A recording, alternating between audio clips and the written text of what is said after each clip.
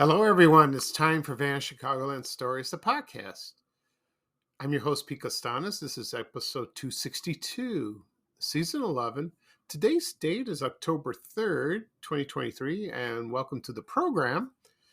On today's program, I will talk about my memories of watching the British TV series Monty Python's Flying Circus that aired on public television. It aired on WTTW-TV Channel 11 in Chicago in the 1970s. And I'll talk about my memories of watching the show, and also I have the top 20 funniest sketches that they did. So I don't know. I started thinking about it, I started laughing. I can't help it, but it was one of the funniest shows I ever watched as a kid. It's still funny. Also, I will talk about my birthday. My birthday is tomorrow, October 4th. I turned 60 years old. I'll talk about a little bit about that. But right now, the program will go into a commercial break. And this program is brought to you by Does Detergent. And here's a commercial from 1978. So sit back and relax, and I'll be right back with the program. Thank you, everyone. Here, Tom, you'll need this cap with the overalls. My treat. You're the best, Polly. Thanks. Folks appreciate a little extra value. It's good American business sense. Take Does, for instance. They give you a sparkling wash. How's this for clean? Plus, a beautiful Southern tradition glass. Graceful smoke quilt pattern. Sturdy. Folks would buy Does for the cleaning alone, but there's a Southern tradition glass besides. That's honest American value.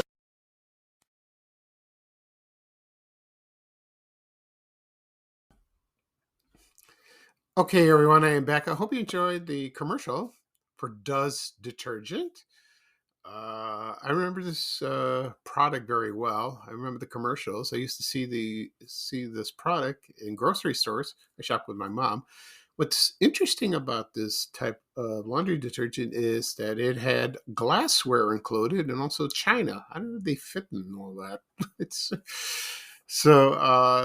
That product's been around since the 1920s, and they advertised on radio and television, and it was manufactured by the Procter & Gamble company, and it was discontinued in 1980. I don't know what happened, why they stopped production, but this was very memorable, and I think you can find the glassware or the dishware on eBay. I think you do. I haven't looked, but I believe you can, if you're interested or if you're nostalgic, go for it. But that's a shame. I forgot to ask my mom about this product, when she gets home. I'll ask her, do you remember Does? She probably does. I just rhymed. Sorry. Okay, at the beginning of the program, I mentioned what I'm going to talk about on this program. I'll talk about my memories of watching Monty Python's Flying Circus on Channel 11 in Chicago. That's WTTW-TV. Also, I will talk about my 60th birthday, which is tomorrow on October 4th. Before I get started, mention one thing. I'm still getting a lot of comments, and praise and about what I said about my Van Chicagoland group. Thank you again, everyone. I appreciate it. And they're wishing me an early happy birthday, which is great.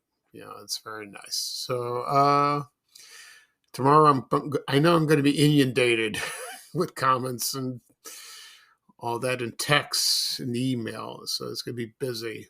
So that's okay. I'll try to answer everyone, and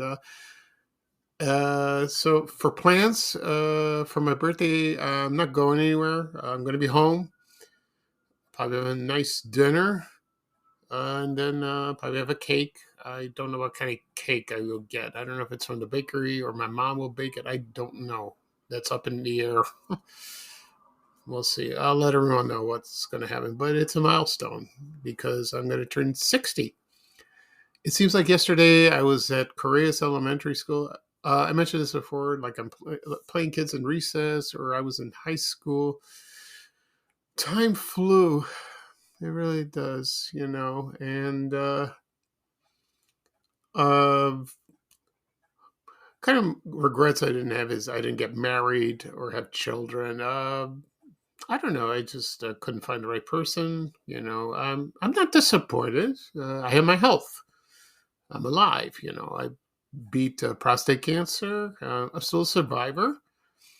Not really cancer free, but not officially. I am in a way, but I'm here enjoying what I do with Van Chicagoland, with the Facebook posts and the podcast, and these wonderful fans are supporting me, cheering me on, and it's wonderful. I am so blessed. God gave me this to do, and I'm alive, and I will continue as much as I can, and I enjoy it every day. I really enjoy it. It's some people. I mentioned a couple. There trolls and bots and all that. People think that why are you wasting your time? This is dumb. Who talks about the past? My advice: ignore the haters. Do what you love, and you'll love doing it. Believe me, it works. It's amazing, and I do. I really love doing it, and so reaching 60, it's not terrible. Maybe I'll cry, in the morning, but no. But I really have no regrets, like I said. So, it's fine. I have my family, so that counts. And think positively, and just ignore the haters, and negative people.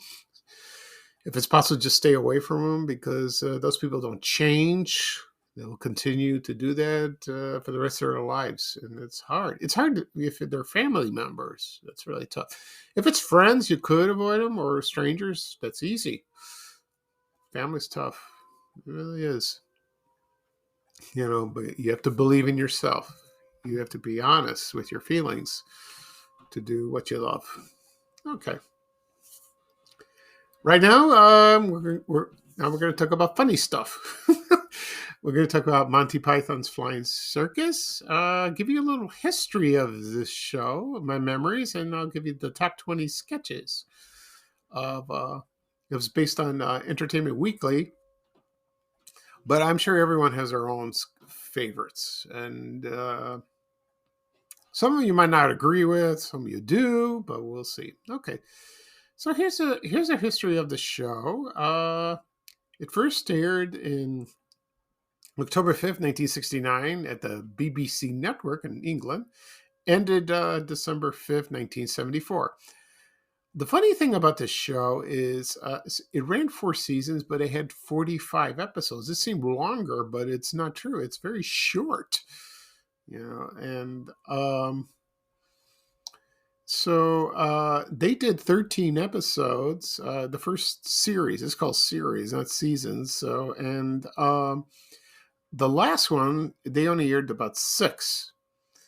But the funny thing is, John Cleese did not appear the last one, according to sources. He made a cameo, but the real reason is he got tired of it. And then there was Graham Chapman. There was rumor he's an alcohol. I don't think it's a rumor, but he was an alcoholic and he drank. And John Cleese will not have of that. So I guess he wasn't reliable, but he was a funny man. But this conflict between cast members that happens on every show like that. So anyway, the show was it was a sketch comedy, just like Rowan Martin's Laughing or Benny Hill or any sketch, variety show. You get the Carol Burnett show. It was like that. But this one, they had some weird, crazy situations with some humor, sight gags, no punchline. It was just bad. It's just no, it wasn't bad. It was funny. Some of them don't make sense. A lot of people didn't really understand them, especially in America. But in England, they got it, no problem. And they used animation, in the beginning and in between, which was kind of the first time I saw it, it was like bizarre. They had like these cut up historical figures, and of course the famous part of the animation when you hear the theme song is the naked foot falling down. And it makes a sound. It go like that. It sounds like a fart, but it's not. Still makes me laugh. So the cast consists of Graham Chapman, John Cleese, Eric Idle, Terry Jones, Michael Palin, and Terry Gilliam. Also, there was a woman. She did an actress. Excuse me. She was in part of the the sketches. Her name is Carol Cleveland. She wasn't there every episode, but she was a British comedian, and so it became very popular. And then all of a sudden, it premiered in the United States. And I did a little research, and it premiered on October 20th, 1974 on Channel 11, WTTW, on Sunday nights around 10:30, right after the news. So after a long weekend, like everyone else, they want to relax news, and they want to watch something funny before they go to sleep. And that was the show. And it was a big hit, a huge hit. And it was pretty much unedited. I don't think it was nudity. Not really. I remember bits of it, but I guess PBS just let it stand like that, and it just caught on. And there were other British TV series that aired on Channel 11. A lot of people told me this on Twitter or X and Facebook. There was like the Touranis, Dave Allen, and Doctor Who. I'm not a big Doctor Who fan. I like science fiction, but I never caught on to that. But Dave Allen, I watched a few episodes of that, and he's a funny man. He would sit in the middle of a stage, smoking a cigarette, and explain what's going on. And there were some funny bits, which was, I never saw that on American television. Not really, but he did that. So he was, I don't know if he participated in those, maybe. So anyway, so let's see what else. So right now I'm going to play the theme song of Monty Python's Flying Circus. You may remember it fondly. If you want to see it on YouTube, it's there. They had, I don't know, because 3 or 4, they were different on each series. They call it seasons to us, but it's series. So you could check it out. You could check them out if you like. So. Okay, so right now I'm going to play the theme song of Monty Python's Flying Circus. And when I come back, I'll talk a little bit more about my memories. And then I will list the top 20 funny sketches from that show. Okay, so here we go. Thank you, everyone.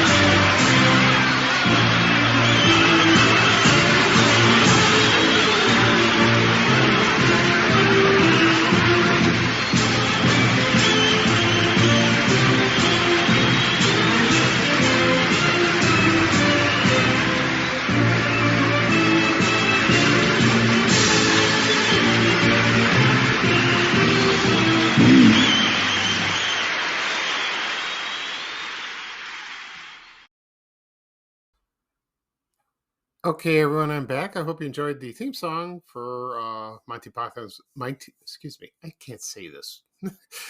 Monty Python's Flying Circus. This is terrible. I'm tongue-tied with this title. Um, you may remember they had the historical figures and the music. The theme song of that, I think, I can't think of that. It's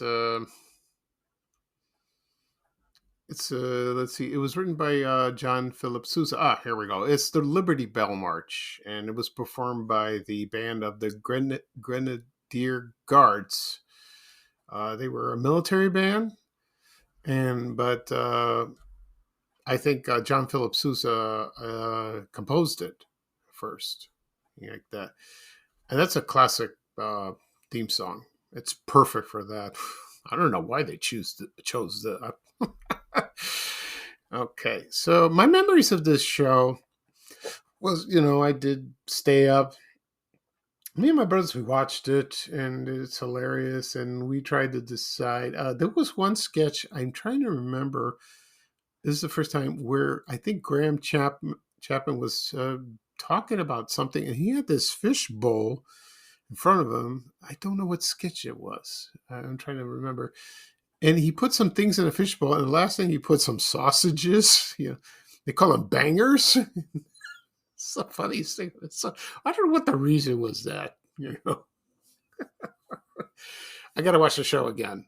I have to watch it. And it's on Blu-ray.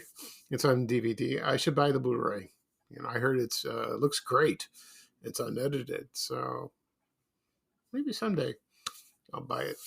Okay, and right now I'm going to talk about the top 20 sketches of Monty Python that they were the best according to Entertainment Weekly. Like I said before, a lot of people might agree or disagree. I'm sure you have your own favorites, so here we go. Number 20 is The Cheese Shop. And it's kind of like a Dead Parrot sketch, like that. And I remember seeing that.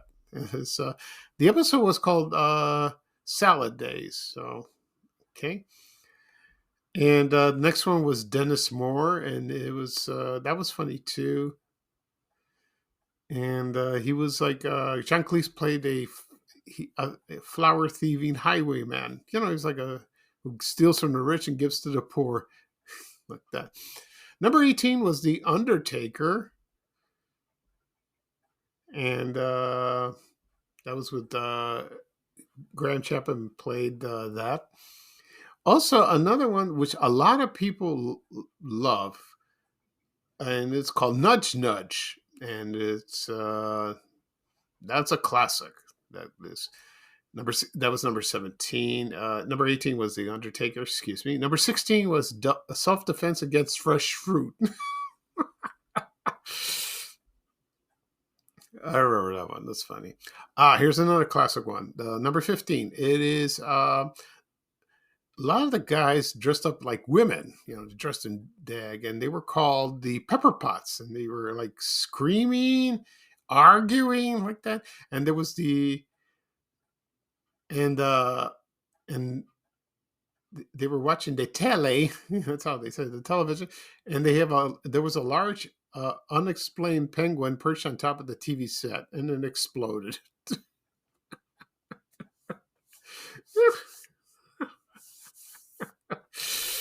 Okay, number 14, we have the fish slapping dance. Oh, that was hilarious. That's funny. It's very short, but it's like two guys. It's slapping with fish to each other. Number 13 was Hell's Grannies. I remember this one. This one is there was like these old ladies. It's like Hell's Angels. They were a band of grandmothers. They were riding, vroom, vroom, like that, and they were spray painting, like graffiti, make tea, not love, like that.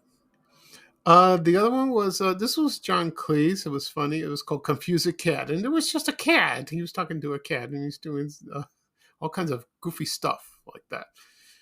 Number 11 was the Dirty Fork, and he was There was a guy, he asked his waiter if he could replace a dirty fork, and then everything went wrong. Also, number 10, we have John Cleese. He plays a pet owner demanding a license for his fish, Eric. Not to be confused with his cat, Eric, his dog, Eric, and his fruit bat, also named Eric. Number 9, who can forget this? Spam. Oh, and you had all these, they were all yelling, spam, spam, spam. They were all over the place.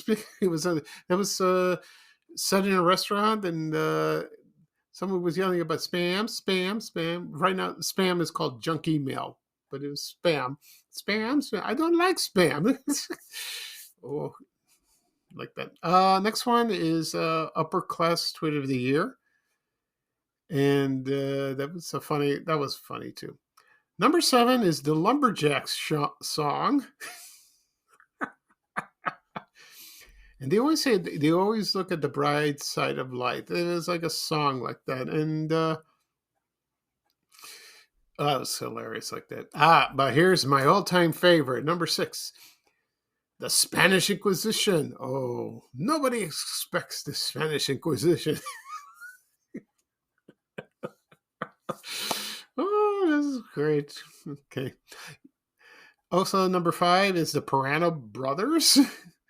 That was great. That was based loose on the Cray twins. They were these gangsters. They were twin brothers, and they terrorized London for so many years. They made a movie about that, starring members of Spandau Ballet. It looks very interesting. I'm going to watch that. Number 4 is the Killer Joke. Oh, that's good. Number 3 is the Argument Clinic. Oh, as Michael Palin and Cleese argue about the nature of the argument. And number 2 is the Ministry of Silly Walks. That's when John Cleese is walking kind of funny, with his long legs and with a bowler hat, and his legs are outstretched, walking around London like that. But it looks so silly, but it's hilarious. And of course, number 1 is the Dead Parrot. I find this funny. And they did, the funny thing is, according to Entertainment Weekly, they did this on Saturday Night Live in 1997. And it's still hilarious. So that's, a lot of people say this is the funniest one. The funniest sketch. But to me, it wasn't. I mean, it was funny. My favorite was the Spanish Inquisition, because I remember when either Michael Palin, no one can expect the Spanish Inquisition. So that sketch was there was these 2 women. There was an older woman. She was going through photographs, and she hands them to another young lady, and she rips them up and throws them in a basket. I don't know the reason why. And then she said, I think it was her husband. I mean, you have to listen to the sketch. I recorded it, so as soon as I'm done, you'll listen to it. And she says, "Oh, no one expects the Spanish Inquisition," and all of a sudden they pop up, and they yell, "No one expects the Spanish Inquisition." So right now I'm going to play the sketch of the Spanish Inquisition. And when I come back, I'll explain about what was so hilarious about this sketch. And it was very memorable to me and to most people. Okay? So here it is. Thank you, everyone. This is Uncle Ted in front of the house. This is Uncle Ted at the back of the house. And this is Uncle Ted at the side of the house. This is Uncle Ted back again at the front of the house, but you can see the side of the house. And this is Uncle Ted even nearer the side of the house, but you can still see the front. This is the back of the house, with Uncle Ted coming round the side to the front. And this is the Spanish Inquisition hiding behind the coal shed. Oh, I didn't expect the Spanish Inquisition. Nobody expects the Spanish Inquisition!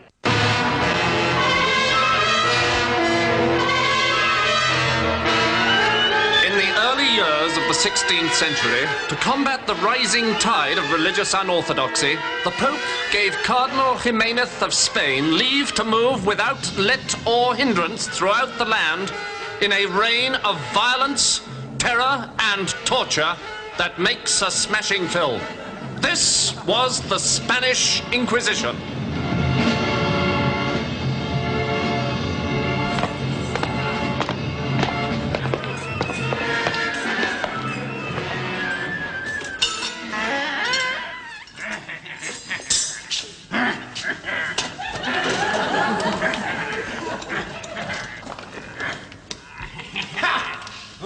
Now, old woman, you are accused of heresy on 3 counts. Heresy by thought, heresy by word, heresy by deed, and heresy by action. 4 counts.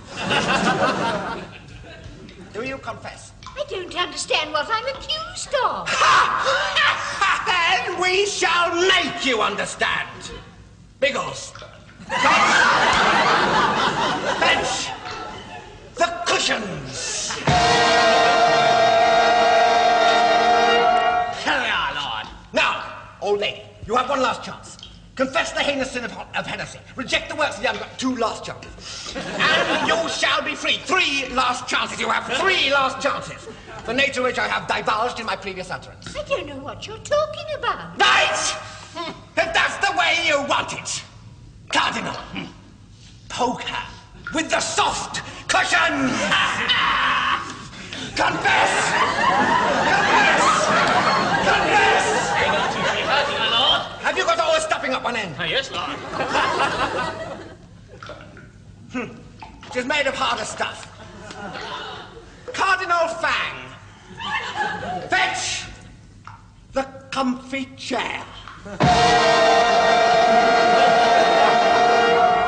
The comfy chair? Yes.